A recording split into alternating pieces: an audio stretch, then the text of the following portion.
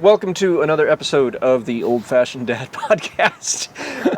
We are happy to be recording in 1,000,000,000 degrees. Christian, how are you? I'm good. It's good to see you. Good to see you as well. And we also have a guest today. CrossFit Jesus will be joining us. Cheers. Actually, it's our good friend and CrossFit extraordinaire expert Coach. We've had him on before. Coach Corey. Coach Corey. It's worth noting that other than Stacy Manning, it's our first repeat guest. Woo!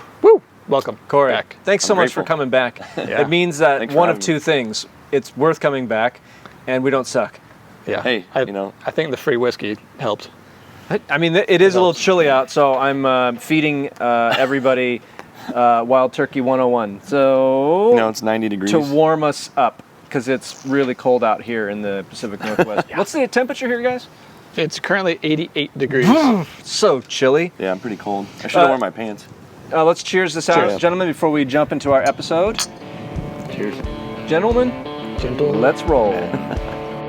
We are the Old Fashioned Dad Podcast, seeking to love dads and men through the person and work of Jesus Christ, while entering into tough conversations on marriage, mental health, sex, and parenting, all while sipping good whiskey.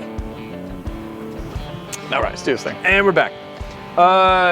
Question of the day. This is something that I felt would be great to have our listeners, all 5 of them, respond to. 15. We have 15 now. We have 15 listeners? Okay. Something simple, Corey, maybe you can think off the top of your head. Pull something right out of the air. Oh, jeez. Let's see. How about what is your spirit animal? Spirit animal. It's a classic one. So, to give you some context, again, Corey and his wife Emily own Renaissance CrossFit, where Christian and I go and we get some good sweat sessions going. Did a right? good workout this morning. A good bro sesh. Yeah, pretty good bro sesh. And every class, and there's multiple classes throughout the day, Corey will ask a icebreaker question, question of the day, and they're always different. Are we going to start doing a question of the day of the podcast? I already got into that with them. Yeah. Did you? Okay. Yeah, I got into that with them. I don't know what you were doing. Well, Enjoying that cigar? I'm probably going to cut out that section. I'm going to find it and cut it out. Oh, okay, great. So he always asks a question. So if you're new, it kind of breaks you in, obviously. But so spirit animal. What's your spirit animal? I think I will say, and I did say, a crow. But I might want to revise it to a liger. A liger. What is that? It's a cross between a lion and a tiger. It's bred. a real thing? It's bred for its skills in magic. Do you have bow staff skills too? I do. Okay, good. Liker. Hey, that sounds nice. Get Napoleon Dynamite. What's your spirit animal? I've always been a fan of the mongoose. I don't really know anything about them, but they seem like weird little animals. I thought yours would be more like a koala. Don't Like, they sleep they look cute, but they're like vicious. Yeah. I think koalas sleep like 20 hours a day or Do something. they? Yeah. You know, I actually hear that like annually, like I'm not even joking. Annually, like 5 Australians die a year from koala attacks. From koala Wow. attacks? Yeah. They're What, so do they cute, like though. cuddle them to death? Like I don't know. They claw their eyes out. I don't know. Maybe they're like raccoons. They're just like ferocious. Like 5 Australians a year die from koala I'm attacks. going to see your source on that. I like that statistic. I do too. Actually, I'm kidding. I don't know. But you believed you. say anything with confidence. That's right. You know, it would have been really like, you guys wouldn't believe me if I said like 50. No, Just say- 5 seem good. All you need to say is experts say. Experts You don't need say. to source anything. You just That's true. There's experts out there that Yeah. say. And that could be on anything, really. There's experts I hear, everywhere. I hear the news all the time. Experts say. Science says. I did my research. Yeah. Anyway. Corey, I don't think we need to. I've already told everybody. Hi, Scott. I don't think we need to go real deep into what you do and who you are, but because we did that on previous episode. Yeah. Yeah, and the previous episode, if you guys are interested in going back and listening to, was on being a steward of your body, where Corey talked about men and their physical health and how that impacts really a lot of things. Yep. I'll put the link to that one in the show notes too. Good. Yeah. So back sometime in 2020. About a year ago or so. Huh? Yeah. So we invited Corey back on because I wanted to kind of talk about being a single dad, which Corey you have some experience with, right? I do. Yeah. Yeah, so Corey has some experience with being a single dad, and we wanted to jump into this topic because, again, we're a podcast for dads, by dads. I guess I didn't have anything more to say on that. thing Yeah, I there. feel like there should be a third thing. We got to figure out a third thing. Yeah, With dads. with dads. There we go. Yeah, I mean, well, and I think part of the reason for this is that a lot of times you hear about single moms because it's not uncommon, unfortunately, for the men, the fathers to abdicate their responsibility, and so there's a lot of single moms out there. But to a lesser degree, there's also single dads, and it's not talked about very much. So. Yeah, and real quickly, to give you some context, this was a stat that I pulled from the U.S. Census Bureau, data 2020. Roughly 16 million single-parent families are headed by moms, and then roughly 4 million. Hi, Scout. Okay, buddy. He has something to say. 4 million single-parent households are headed by fathers. So 16 million single mothers, 4 million single fathers. Yeah. Okay. So it's still quite a bit less for fathers, but it's actually increasing year after year. So It's about a quarter. For fathers, it is. it's increasing for fathers, but it's still less than mothers. Sure. Yeah. So, but Corey, we got some questions, I guess. I don't know. We can work through them or whatever. Sounds good. Work through them in some junk. I like that. Yeah. But I don't know, like coming right out of the gate, did you ever plan on being a dad? Not at the time. No, I did not. So, to give context, I found out I was going to become a dad when I was 19. 19 years old, So okay. That's pretty young. Yeah, so that was not in the cards at the time. And it was crazy because I always kind of wondered how I would react if that was the thing that came up, in my life. Like, would I be happy, sad, scared? And I remember when my girlfriend told me that she was pregnant, and I instantly just had this sense of, I was like happy about it, like thankful and happy, and I was really pleased that was my response.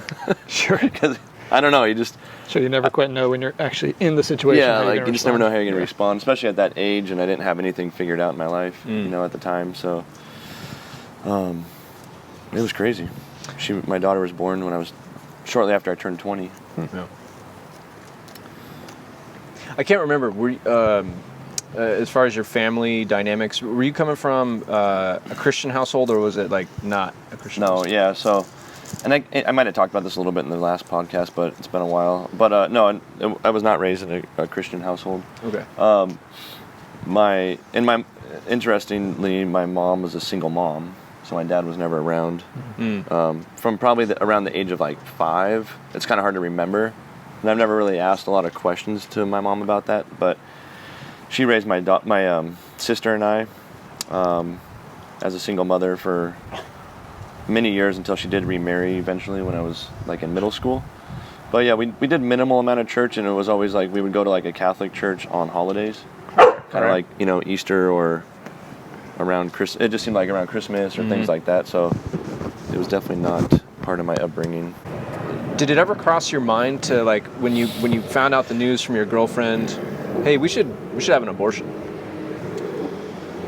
Actually, I didn't. I actually didn't have that thought. Really? Yeah, I think part of it. I had kind of had an interesting, like my teenage years were pretty interesting. I did a lot of partying through high school, and at that time, I was I had been through rehab for a while. So I think I was relatively like clear-minded as much as like a 19-year-old can be, but I kind of lived already what felt like a little bit of a long last few years before that, And I always had this, or once I got to that point in my life, I never wanted to be like my dad. So I never wanted to let down my kid if I had one. I just had that in the back of my head. So I was actually like excited for it, scared, of course, of like, how am I going to pay for this situation, and like, where are we going to live, and all those things. But I wasn't, I had no desire not to be a part of my kid's life. So.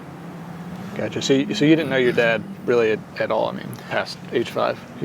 I mean, he was kind of like a couple times a year. Okay. And then even as my life's progressed, it's like I might see him once every 2 or 3 years Okay. for like So a week. you knew him, but he wasn't involved. No, yeah, yeah. He would kind of poke his head around sometimes. Sure.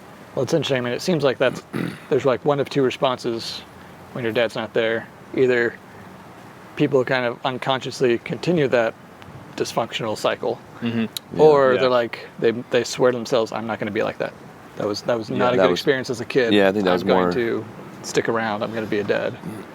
Sure. I'm Yeah. always amazed at, and I think this is kind of testament to who God is. But I'm always amazed at the people that, like in your situation, you didn't grow up in a Christian household, so like you had no real concept of Jesus or a savior that's dying for your sins, or even maybe necessarily a concept of sin, but like there's this like sense of morality, and like you kind of knew what was right and wrong. Like I don't want to do to my kid what my dad did to me, so I'm gonna stick around.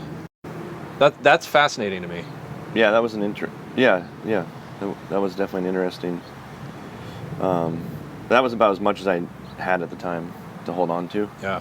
But yeah, the whole morality thing's pretty interesting too. Just that you always kind of somewhere down there know if you should be doing this thing or not. Sure. Or not. I can't say everyone has that, but I Sure. always kind of had that sense when it came to certain things. Yeah. Not saying I always listened to it, but. So I mean, how was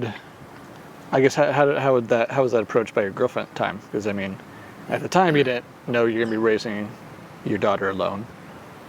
Obviously in hindsight, you do. But I mean, what did that look like? Like, was she just like, "I'm out," or did you guys have like shared custody, or? So. Good question. Yeah. So we were really young. We met when I was 18. She was a little bit older than me. One thing that's kind of interesting, she already had a kid that was like 3 years old when I met her. Oh wow. Okay. So she was obviously separated from his father, and so I was already kind of in this like sort of step parent kind of role. At 18 you were. Yeah, at 18. Wow. Yeah. Okay. So it was kind of like I partied and did a lot of bad things, and then went to rehab, and then just became like a stepdad pretty much. Shortly after that. So you were coming right out of rehab. You stepped into being a step parent. I was like a year into it, like a year sober. Yeah. From like a wild ride in high school, and started dating her, and she had a kid, and I guess I wasn't scared of that. And but to answer your question, so things were, already getting a little rocky in our relationship, and then she told me she was pregnant. And I was like instantly like, we got to, like in my head, I didn't say this out loud necessarily, but I was like, let's figure this relationship out and like make it work. Sure. So we attempted to do that for as long as we could, which was maybe until my daughter was like 1 or 1.5. It's kind of fuzzy now because it's about 20 years ago. Sure. Yeah. But somewhere in that 1.5 years old, and we even got married shortly after we found out. But it wasn't like we just did it to. It wasn't a spiritual thing. It was just like we should do this. Practical thing. Yeah. You kind of instinctively knew that your daughter would be better off having two parents than not. Yeah, because I had the one parent, situation growing up. Sure. Now that I'm saying all this stuff out loud, it just sounds like, it reminds me of like, my daughter now is 20 years old, so it just reminds me of some of the craziness of like a 20-year-old, like the thought processes weren't very mature. Sure. What thought process? Yeah, I didn't have any at 20. It's crazy. I haven't talked about this for a long time. Sure. And then, like, long story, just kind of sum it up, we ended up getting divorced. We were only married for like 6 months, got divorced, and separated. And I don't want to say it too negatively, but her mom was not very well mentally.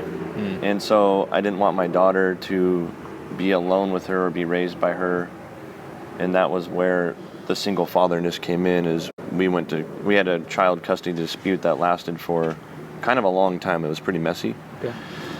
And speaking of that statistic you were talking about earlier, it's tough to prove yourself as a father to the court system.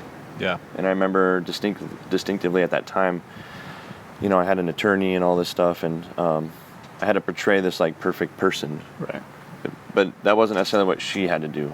if that makes Right, sense. right. Like I had to be like extra, Mr. Rogers type of guy, appearing to the court system and all that to prove that I'm suitable to be a father and have custody of my kid. Can I ask you a question just on that note? Yeah. Why did you do that?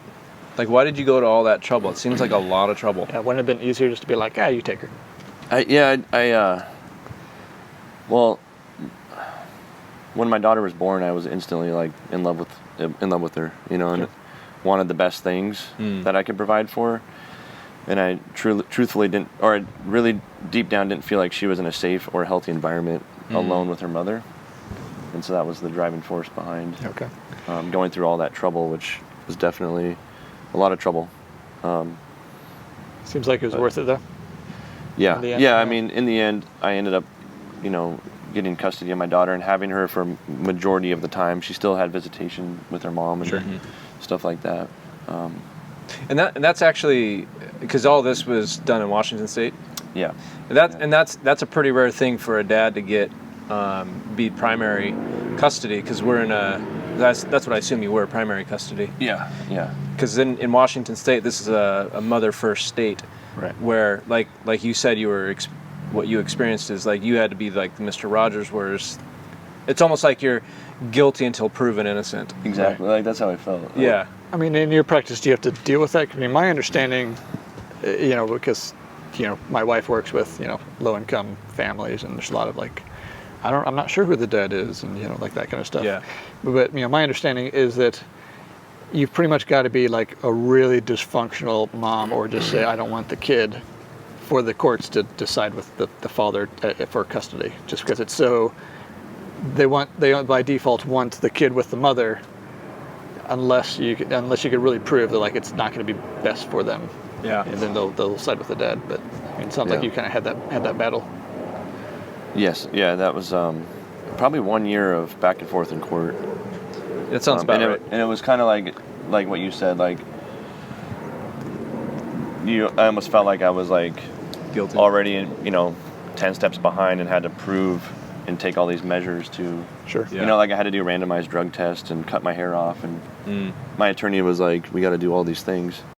Even though my heart was in the right place and I was actually, as far as a 20-year-old goes, like on the right track, but you still had to, because she would bring up the past, or there was just a lot of things. It was just like kind of an ugly scenario. I mean, I don't want to rush the story, but like once the court piece was settled and you had primary custody, what did that look like? Because I mean, I guess in society people are used to seeing single mothers and not so used to like single fathers. I mean, like what were you felt were like unique struggles as a single dad raising a at that time 2-year-old, and then through adolescence or whatever. I mean, what did that look like? I mean, I'm sure it's super easy, right? Yeah. No, it was really challenging. Well, one thing that was I was very fortunate that my mom and I have my sister, and then I had a couple like stepsisters.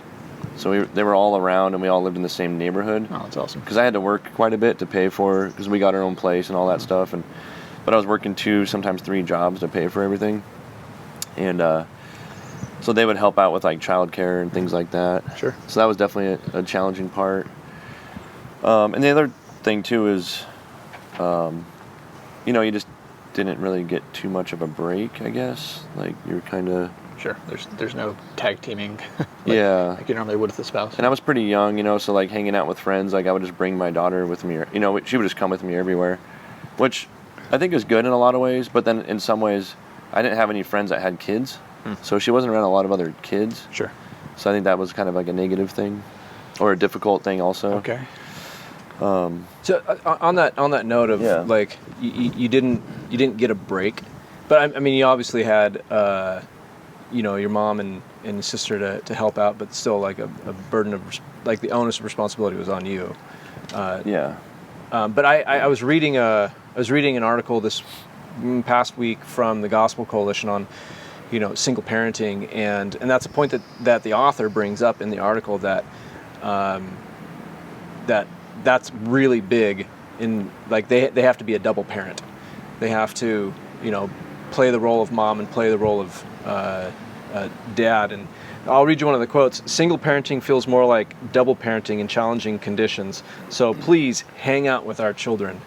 And that's and they're talking Like to friends and stuff. talking to people that might be married and talking to people that don't have kids necessarily. That Sure.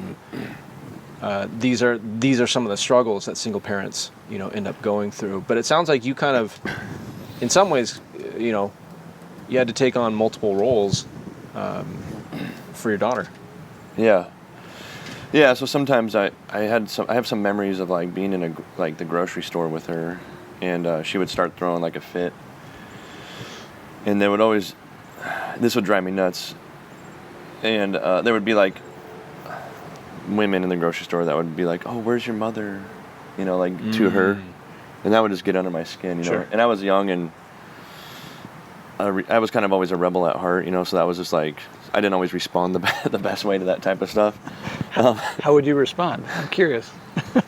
Usually I would just like, say like, "Oh, everything's fine. Like, you don't need to like be her mom right now," or whatever. Or there was times where I'd be like, "You don't know what you're talking about. Like, you need to leave me alone." Like it would just kind of get under my skin. Pretty bad. Sure, I could see that. Got the assumption that. Like I don't know what I'm doing. Sure. Just because I'm a dude. But But they don't know the story. Like they don't know that I'm taking care of my daughter. Well, most I of the mean, time. I think that's even commentary just on men as fathers, single or Yeah. married. Because I know that when when my kids were really young, and I'd go to the grocery store with them, or that we'd be out and about, and they were crying, or maybe they'd throw a temper tantrum. I'd experience the same thing. Like there would inevitably be, a well-meaning mom or something like that in the grocery store, like, "Oh, where's your mother?" And I'd step in because I'd have a similar response. I'm Yeah. like, "Hey, I'm dad." Yeah. I can actually function and parent too. Sure. But People are so sexist. yeah, The assumption dads can't do mom- anything. The assumption Yeah. that it's only moms that go to the grocery store with the kids. I know. Yeah. Who are you? Do we need to call the cops because you don't look like you're this person's parent? So I did have kind of ripping through these questions. I like that. I like that. Yeah. And I probably should put some context too. Like in those early years, she would go to her mom's for visitation too, like on the weekends and stuff like that. So I did have some time away. So Sometimes it would be a little sporadic though, because like her mom was not the most consistent person, if that makes sense. Sure. So this is a piece that I am kind of curious about, is the co-parenting piece. So like when in my practice, I do work with. I try not to take on too many custody cases because they're pretty involved. But and usually it's the mom that's fighting to keep primary custody, and the dad is in these cases kind of being a deadbeat. But in your case, that's not necessarily the situation. But nevertheless, in the situations I've dealt with, co-parenting is kind of a nightmare. Oh yeah. Yeah. But I'm not that you necessarily need to go into like specific detail or stories, but like you had to co-parent with your daughter's mom until she was 18. Yeah, pretty much. I mean, there was some. Yeah, it's been a long journey. There's been some years where she wasn't. In Karina's, my daughter's teenage years, there was like some extended periods of time where she wasn't at her mom's, and then there were some times where she left our house as well when she turned like 14 and up. But co-parenting was very challenging when she was young because we just had a lot of different perspectives on kind of everything. Like, You talking about you and her mom? yeah, Yeah. like I don't know, when it came to like what to feed her and what schools. I mean, all these different things we just had. There was always an issue that we had to like try to sort out, and it didn't always go well between the two of us. So then sometimes we'd have to like, get the court or like someone involved that could actually like look at both of our sides and make it mediate. Yeah, pretty much. So it was never really that smooth. Yeah. Even in her teenage years, there was a lot of conflict as far as like discipline and things like that. We just didn't see eye to eye on any of that kind of stuff. Sure.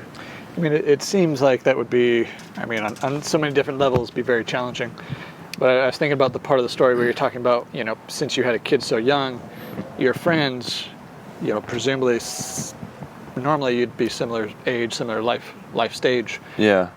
but they weren't similar life stage, so they didn't have any kids to hang around. I mean, did you have or find a community? Because I know for us, being part of a church, I mean, we met at church, we had our small group and everything, and so they either had kids that our son could play with, or gravitated towards that, and like the young people would like volunteer to like babysit so we could have a date night and stuff. Like, it didn't sound like you had a lot of that. I mean, did you find a community at some point, or where does becoming or getting more serious about your Christian faith come into the picture? Yeah, so I didn't seek out a community in those earlier years. There was like parks nearby that we would go to, and there would be kids there that she could play with and stuff, but that was about the extent of it. And then when she started school, well, there was actually like, we started having her go to like a daycare at some point when she got a little bit older, before kindergarten, and then there was children around, or like other kids and stuff at that. Was that time. all here in the Burien area, or?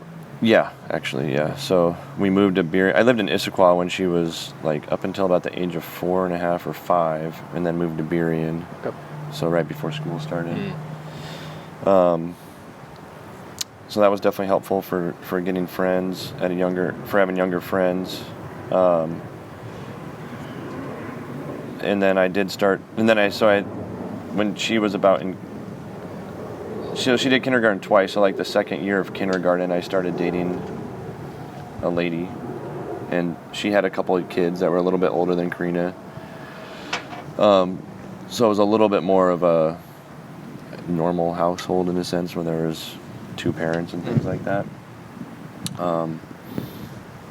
Yeah, but as far as like, I wasn't seeking Christianity for a long time until I was 30. I didn't become a Christian until I was 32. Okay. So like 8 years ago. Okay. Yeah. Make me do math. So my daughter was 11. Now? Yeah, I'm 40 now. Yeah. So it's kind of a journey. Yeah. So on that point, I mean, to me, there sounds like there's like, to me it sounds like from a really, like the second you found out your daughter, you're gonna have a kid, that there was already like a change of heart. There was like this desire to want to do things differently, almost kind of like, hey, I have a purpose now, Yeah. Like you were coming out of rehab, which I've worked with people in rehab, like, and they're at some of their lowest points coming out. Sure. Yeah. Speaking of rehab, can you fill me up? Yeah. Yeah, this whiskey's delicious. Thanks. So so it seemed like you certainly could have continued down the party lifestyle, and maybe like it didn't fully work its way out of your system for a long time, but like there was this, like, all of a sudden now you have this call to like, I need to shift gears. I need to take, maybe it was like that thing, that catalyst that allowed you to kind of take life a little bit more seriously and head in a direction. So Yeah, like, definitely. I come back to this morality piece. Like, you had a really strong sense of like, hey, this is right. I need to show up. I need to be a dad. I need to do things differently than what my dad did. To me, that seems like, man, God was working in your life long before you even knew it. Yeah. And I mean, to the point now, your daughter seems to have a pretty cool relationship with you. I've got to see you guys interact together. She comes to the gym, and you guys get to interact and coach, and or you coach her. But what I'm curious about is, did anything change for you in terms of your parenting once you did accept Jesus Christ into your life? Yeah, that's a really good question.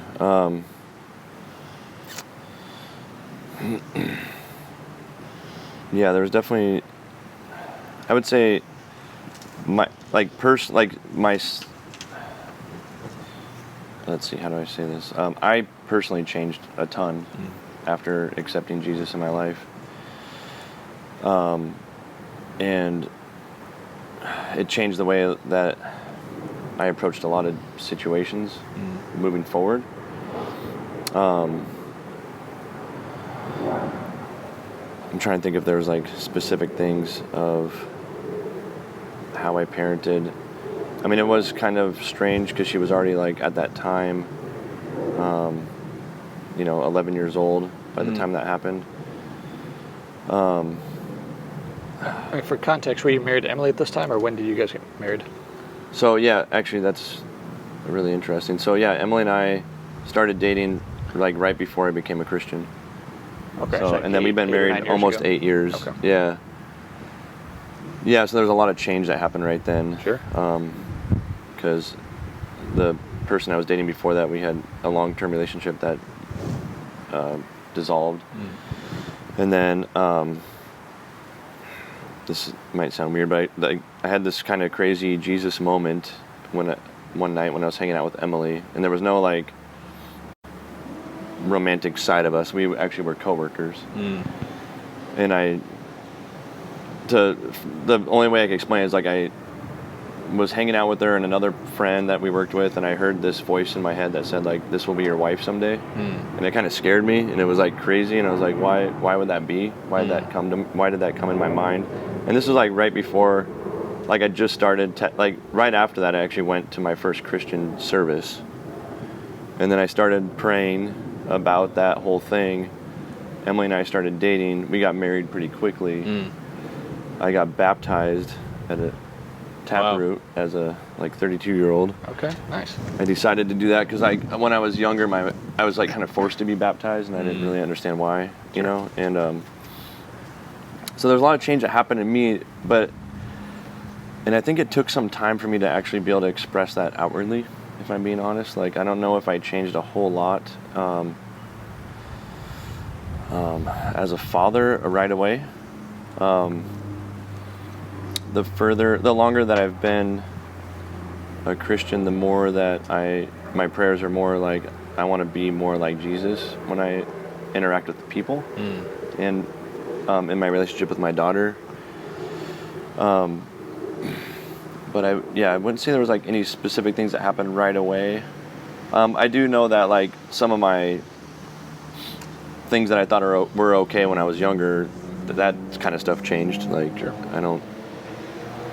I wasn't okay with like my daughter going out and like dating a bunch of dudes or whatever, and stuff like that.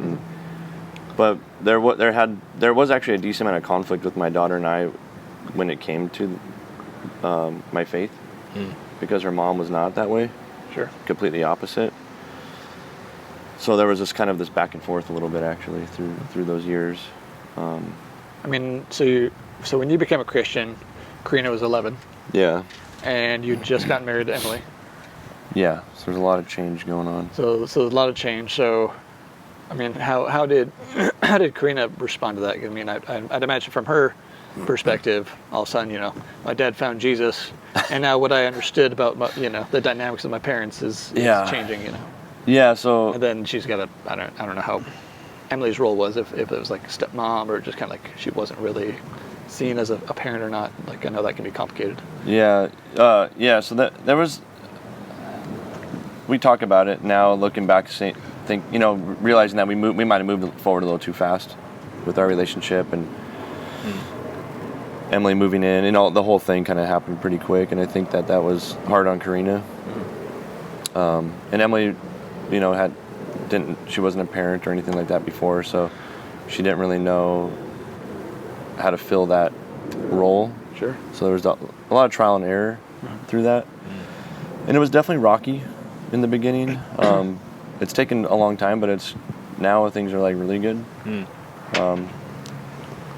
Yeah. So I don't know. It was just kind of a crazy period of time, and I don't think it was. I think Karina was very confused about what was going on. Sure. In the beginning there.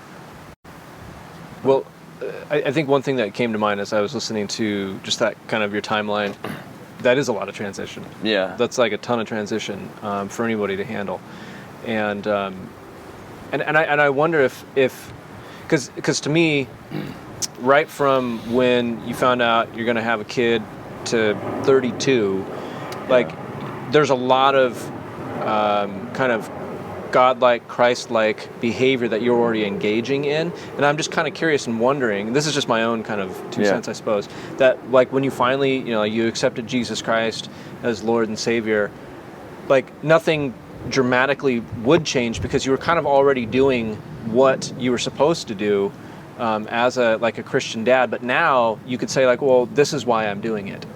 I'm being, because I have a Savior and I have a good Father, God, Jesus Christ. I'm wondering if like that was all of a sudden it made sense now why you did what you did as a 20-year-old father. Yeah, looking at like not having a father of my own growing up. I mean, I had a stepdad for a while, but feeling like kind of missing out on that part, becoming a Christian and looking to Jesus as the Father or as my Father. Was not only comforting, but also just like a good example of like how to be, you know what I mean? Mm-hmm. And it kind of gave perspective on moving forward, like how to approach being a dad a little bit more. Before I was just kind of like shooting from the hip. Like I didn't really know what exactly to do. I mean, I kind of knew things somehow, but I didn't know like there wasn't a lot of like depth or perspective about like why I was making these decisions. Mm-hmm. Sure. And that definitely helped out quite a bit. Was that initially challenging when you like? I guess. I mean, how did you first become a Christian? You're just like, I need something more, and you started going to church, or that. Like. I've got a follow-up question to that. So. Okay. Yeah. So around the age of 23 and on, I was kind of searching for something like, what's the meaning of life, and like this. I was kind of on this spiritual quest for a long time, for lack of better words, and I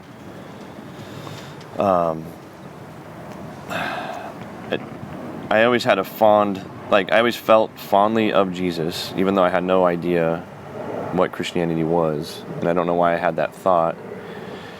And in this like kind of period of time where I was trying all these different things to find the purpose of life and all this, everything did kind of feel short, or I felt like I was getting sold, like, oh, now you need to go to this course, and then you can learn this and become more enlightened, like that type of thing. Sure. And there was some meditation practices that I had at the time, and I would always remember this one thing where I would see this big tree, and I would see like a robed person under, and I always thought that was Jesus under that tree. But that was about all I had, like that was just a thought, and it was kind of weird, and that's about all I knew. Okay. And then the first time I went to church was with Emily. This is before we dated. Now, was she a Christian? Or? She grew up a Christian. Okay. And also, like, at that time I had some friends, like Chase and stuff, that were Christians, and I would have lots of long conversations at the bar with him about, I was questioning him and, like, why, what is, I just would ask all the questions that would be probably really annoying. But he was always really nice about all that. And but I went to church with her once, and I was, like, blown away. All of a sudden, that was like the door opened, and I could see all of the things I was searching for, like, in this one sermon. And I actually don't remember what the, like, part of the Bible they were in or anything like that, but I was like, man, they're giving me all this information, but it all comes from that book. And you don't have to, like, pay thousands of dollars to, like, talk to some guru. And that just kind of blew my mind, Sure. After, like, paying all this money and going to all these, like, weird seminars and doing stuff. And, like, and then I got super intrigued, and I started going to church basically at that point, and just praying about it, and then shortly after that, accepting Jesus in my life, which seemed like a big deal. It was definitely a big deal, but it just seemed kind of like this crazy thing to do. And then, like, shortly after that, Chase gave me this Bible, and it just kind of blew my mind. I never knew what was in the Bible until I was in my 30s, really. Yeah. I only kind of knew what the world or the people I hung out with kind of said about religion. Yeah. You know what I mean? Where it was kind of negative, or they had bad experiences growing up. Sure. So I kind of took some of that on, and it just kind of blew my mind. Sure. Like that there was actually this guy named Jesus that said all these things that were super awesome. I guess my follow-up question to that was because I know typically speaking, and you can correct me or whatever, Christian, but typically, we tend to kind of mirror like a relationship with our dad to God, and so I know a lot of times if your dad was mean and your dad was absent, like we kind of put that onto the character of God. Did you have any issues with that, with an absent dad, or like you kind of saw God is the father I never had and always longed for? He's like that perfect dad. So like that was comforting versus you're like bitter towards God because you kind of looked at him like your earthly dad. I didn't have that part. Okay. I almost didn't have the other part right away because I just didn't put that together. Yeah. And sometimes I still struggle with that a little bit, like, oh, I can rely on God. Because I couldn't rely on my dad. Sure. He's the dad that will never let you down. Yeah, and like that's still something I'm like reminding myself of and trying to be mindful of. Yeah. Especially when I try to take it on myself to do things. Sure. Thinking that there's no one else to help me out, Sure. But yeah, I didn't have bitterness. But I really didn't understand. I feel like it's the 8 years I've been a Christian, I feel like I'm just still learning so much, Oh, it's a journey. It's crazy. Yeah. If you ever get to a place where you're like, oh, I've arrived, I know everything, you're probably doing it wrong, No, I feel like in a lot of ways I'm just scratching the surface still. Sure. But sure. I didn't become a dad till I was later in life, till I was 32. Yeah. And I remember becoming a dad really softened my heart and opened up kind of all these parallels with my relationship with God that I'd never seen before becoming a parent. Yeah. So I don't know if you would have had the same thing being so young, becoming a parent, versus kind of having lived life a little bit as a single person. But I don't know if you had kind of some parallels or experiences there. I don't think I could. I don't remember having anything like that exactly. Okay. But yeah, so kind of speaking to all this, not a lot of people know this, but Emma and I are trying to have a kid. Yeah? Awesome. Yeah, so Woo! So trying to do the father life, not single this time. Sure. Yeah. Sure. Round two. Yeah. Take all those lessons learned. And So maybe I'll see some of that stuff you're talking about there, of the parallels and the softening of the heart, though, for sure. Mm-hmm. Like, I felt like as soon as my daughter came into the world, I was like instantly like, this is what unconditional love is. Yeah. And I sorry, I'm kind of stepping back now, but you're not allowed to do that. I could see that in my walk with God, that it's unconditional, no matter what you do. And that's kind of like, as a father, as you guys know, like you have kids and they drive you nuts, but you always love them. Sure. You know, even if like you get mad at them sometimes or they do something you don't like. And that was a really weird feeling, because I don't think, it's like, for me, I don't know if I would have felt that exactly without having that experience, or without having faith in my life as well. Yeah. So that was definitely a really interesting sensation at a young age. Sure, I could see It kind of changed everything. Yeah, it changed a lot of things for me. Right. As far as how I approached and thought about relationships in general. Yeah. But Interesting. That's exciting news about trying to be a have 40-year-old another dad. kid. Sure. Well, Emily's quite a bit younger than you, right? Or how old is she? She's only 4 years younger than me. Oh, then 4 years, okay. So I always joke with She her now looks that a she's lot already younger 40. than Yeah. She hates that. It's like 40-year-old virgin, but the 40-year-old dad. That's funny. But I mean, I don't think that I've,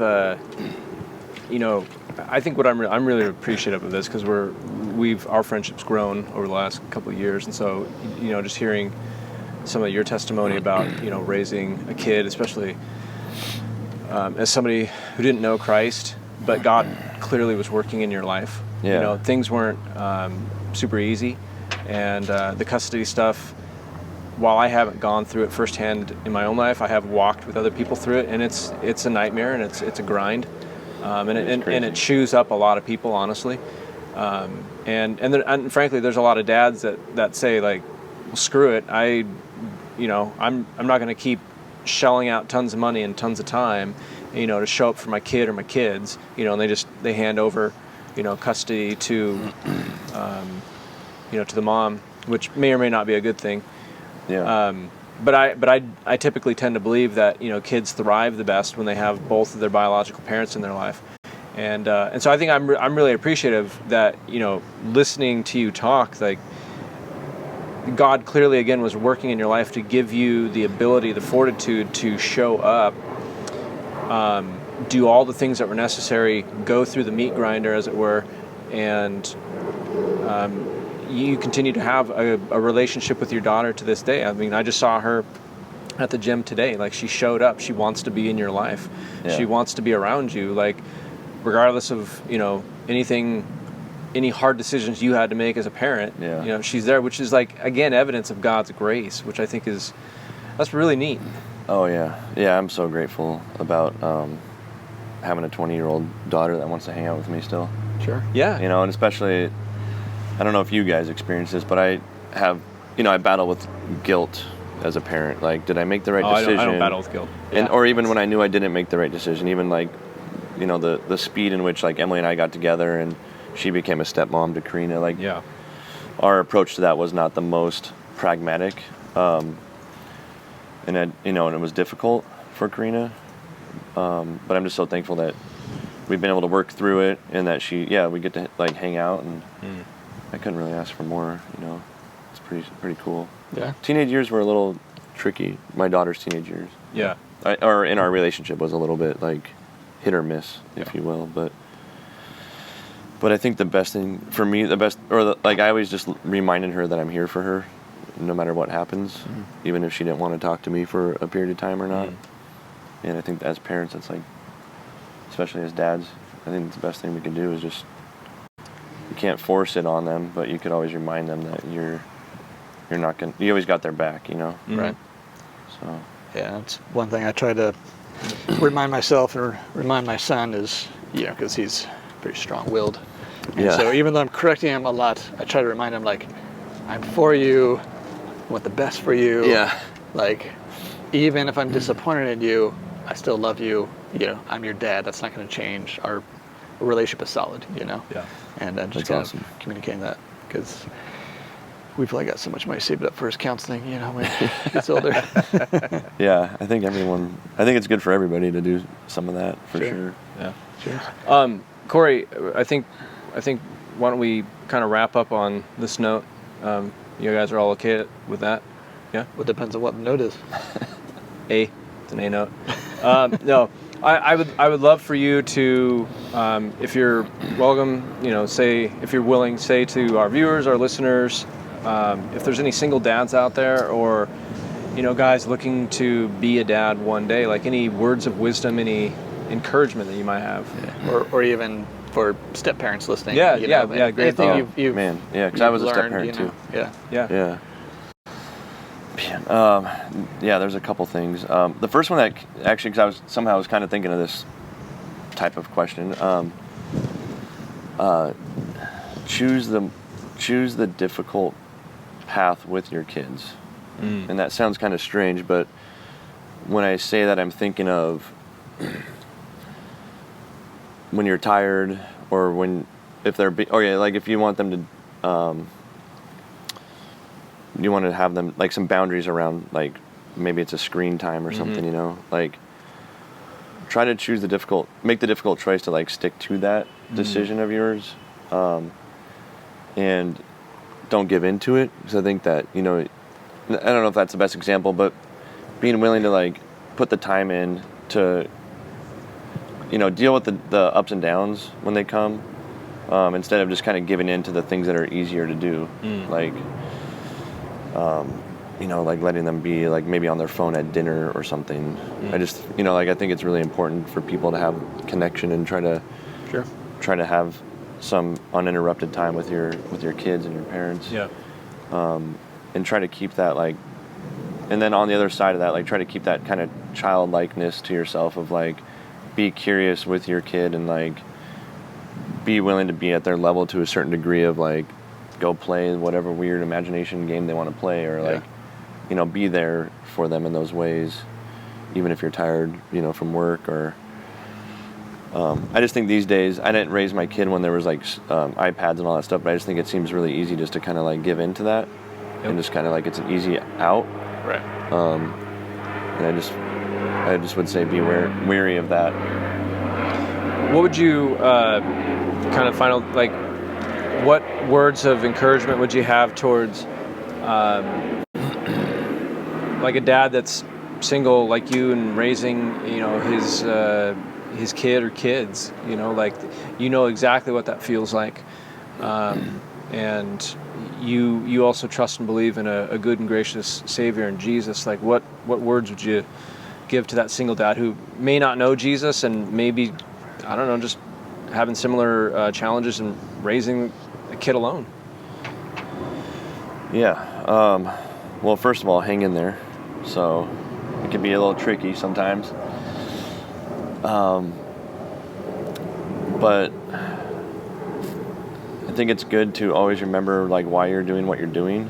You know, in the most difficult time, like remember your kid, because that's a person that relies on you to show them how to be in the world. You know, and I know it's a lot of pressure, but I think it's our duty to show our kids the world the best we know how to do it, even if we're Christians or not, you know, like, and we may not always make the right decisions. And just always remind them that you love them, you know. It's tough to discipline sometimes, I think, because then they cry or they seem like they don't like you. And I remember having a lot of internal battles with that. But they know deep down that you love them.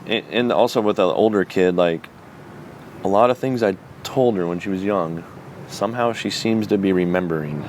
And I thought for sure, I didn't know if that was going to happen, you know, but you're like, the teenage years were kind of rocky, and it's like she came around, you know, and it's really cool now. So I think hanging in there and just, if, you know, just staying the course. Not everything will be easy, but always, and sometimes the difficult path is good. It feels better when you get through to the other side, you know. Sure. But, Okay, it's a good word. I like that.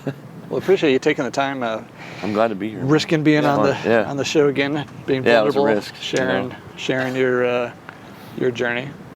Yeah, it's crazy. I haven't talked about that in a long time, but yeah, it's always good to go down memory lane. Yeah. Well, everybody, that's our show for today. Thank you for watching. Thank you for listening.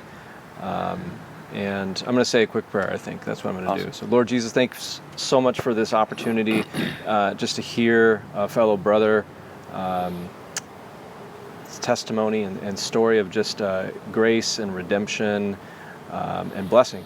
And, Lord, I know that there's a lot of men, fathers, husbands that are listening to this podcast, and I pray that that you would bless them through this podcast, that they're if there's something that they've heard, it inspires them to go to church or open up their Bible. I pray, Lord, that would do that. We pray, Lord, that you're glorified in all of this, and so we thank you for just the ways in which you reach into all of our lives, and you bless us, especially through parenting. And so we thank you and we glorify you. So we pray these things in Jesus' name. Amen. Amen. So everybody, please do check us out on all the socials. On the YouTubes. On the YouTubes, the Instas, the Facebooks. I don't think there's anything else. I always say that, and I always feel like there might be something else, but there isn't. Not yet. Not yet. There might be a website one day. So, nice. Until then, if you do want to know more about Jesus, please do reach out. We'd be happy to answer any questions, be happy to pray with you. It'd be over email or DMs, but we'd be happy to do that with you. As always, we love you, we care about you, and we are praying for you. Until next time, gentlemen, good talking. Good talking.